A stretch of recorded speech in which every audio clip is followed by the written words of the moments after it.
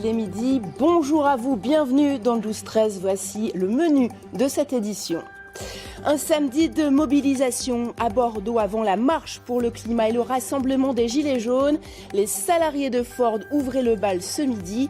Nous ferons le point sur leur situation. Les Ford de Blanquefort ne renoncent pas. La cour d'appel les a déboutés mardi, mais ils continuent à défendre les 870 emplois de l'usine girondine. En ce moment, près de 200 personnes manifestent dans Bordeaux. Bordeaux où nous retrouvons Karim Jbali.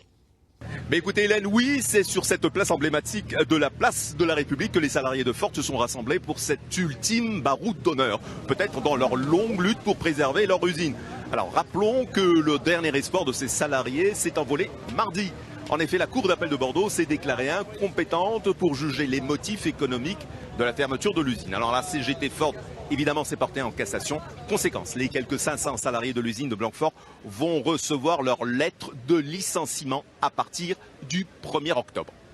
Nous, ce qu'on voudrait poser comme problème, c'est que la fermeture de l'usine, c'est pas juste des ouvriers qui perdent leur emploi, c'est aussi des emplois publics, des commerces, un peu partout, ça a des conséquences. Et donc, c'est cette idée de tous ensemble, de se battre tous ensemble contre une situation sociale qui est dramatique. Et c'est vrai qu'on est dans une période où il y a le mouvement des Gilets jaunes qui proteste contre la précarité, contre la dureté de la vie, la souffrance, l'envie de vivre mieux. Alors, si certains anciens salariés ont bien retrouvé du travail, TBM va par exemple embaucher 30 ex-salariés de Ford. La CGT affirme, elle, n'avoir aucune nouvelle d'autres promesses de reclassement émanant des grandes entreprises comme celle par exemple de Safran pour sa future usine du Haillan. Alors ce soir, un concert de solidarité intitulé Ford même pas mort aura lieu au Krakatoa à Mérignac avec une belle affiche, Calvi, les Hyènes et Radio Elvis, entre autres.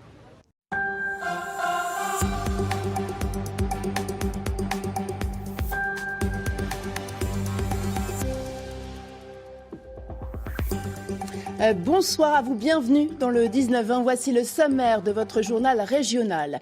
3 manifestations en un cortège à Bordeaux. Salariés de Ford, Gilets jaunes et marcheurs pour le climat se sont rejoints. Près de 3000 personnes pour un rassemblement sans débordement. 3000 manifestants, dont 1000 gilets jaunes environ à Bordeaux. Le mouvement semble reprendre de la vigueur. Il a été rejoint aujourd'hui par les salariés de Ford et par les marcheurs pour le climat. Aucun incident à relever. Les forces de l'ordre ont d'ailleurs été très discrètes. Karim Jbali, Jean-Michel Idvin. Le miroir d'eau, lieu de toutes les convergences. Les salariés de Blanquefort, les décrocheurs de portraits, le mouvement des Gilets jaunes, la lutte contre le réchauffement climatique. Bref, un véritable chaudron social d'exaspération. Les réalités, c'est qu'il y a des inégalités qui sont colossales, une misère grandissante, et que si on veut mettre en place une transition écologique, il faut que ça prenne ça en compte. Mais il faut dire que les salariés de Ford Blanquefort avaient lancé le mouvement en fin de matinée. La lutte contre la fermeture de leur usine englobe des enjeux bien plus larges. C'est cette idée de tous ensemble, de se battre tous ensemble contre une situation sociale qui est dramatique. Et c'est vrai qu'on est dans une période où il y a le mouvement des Gilets jaunes qui proteste contre la précarité, contre la dureté de la vie, la souffrance, l'envie de vivre mieux.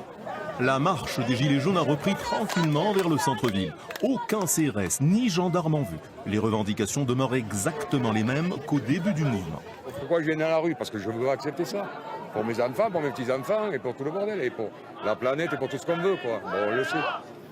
Bon, ça va. À un moment, il faut qu'ils réagissent. Il faut qu'ils disent, oh les gars, qu'est-ce qui se passe? Ça ne peut pas durer, quoi. S'agit-il d'une revanche à prendre après cette période d'accalmie où certains les croyaient disparus? Nous, on ne veut pas notre revanche. Nous, on veut être là, on marque le terrain en disant que ça ne va pas. Que ce soit le climat ou le social, rien ne va. Donc, on ne nous écoute pas. Donc, on est toujours là et on sera toujours là. Le cortège, comme au beau jour des manifestations, a repris ses vieilles habitudes pour atteindre la place Péberlan. Une légère escarmouche avec la police, très peu nombreuse, n'a pas entamé la marche qui a fini place de la Victoire.